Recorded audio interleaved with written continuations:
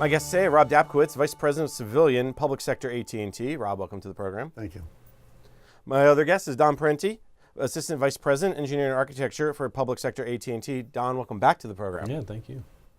I think is important to bring up from the federal perspective is when you talk about someone, a fire jumper, but even someone who works for interiors in the middle of a national park or agriculture and a farm, getting broadband to the rural areas is such a big deal. Well, I think you look at it in combination with the other efforts, right? We're part of Connect America Fund, where we're going to be deploying broadband in rural parts of America, and you combine that with FirstNet, where we have an obligation to improve coverage in those what we call white spaces, if you will. I think the combination of that, both wired and wireless coverage, will obviously provide the necessary bandwidth, capabilities, and access for first responders in times of need. I think back to the notion that the network transforms the mission, that it's a platform where in the past maybe that farm inspector with the USDA would have been like, hey, no point in me doing this process through a mobile app because there was no connectivity. Well, now there's going to be connectivity. And same thing for the park ranger and all the other organizations within the federal government that have to go into those more rural, less populated areas.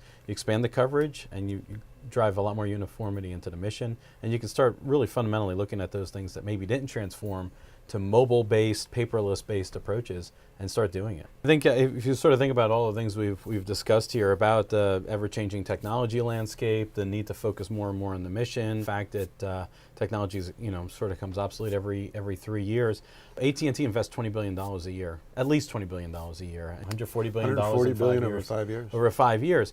So if you look at individual agencies and the ability for an agency to stay current, or to even get their level of network technology, their IT infrastructure, to a place where an AT&T is, it's almost impossible. All right, no agency has $20 billion to spend on networking investments. There's a great opportunity for them to leverage our investments, to buy the services that we're building. Their investments in technology, their investments in infrastructure, and by the way, their investments in the future too. Well, you think of, most people think that government agencies are uniquely domestic. You brought up a few. Also, FDA, right? They're inspecting food and drug manufacturing plants and all that all around the world at this point. Same with USDA, right? They're farm inspectors. They're not just inspecting U.S. farms. They're in Asia, they're in South America, absolutely. So a network that's ubiquitously available is really key. And again, back to sort of that notion of the physics of being able to manage the deployment of assets and money.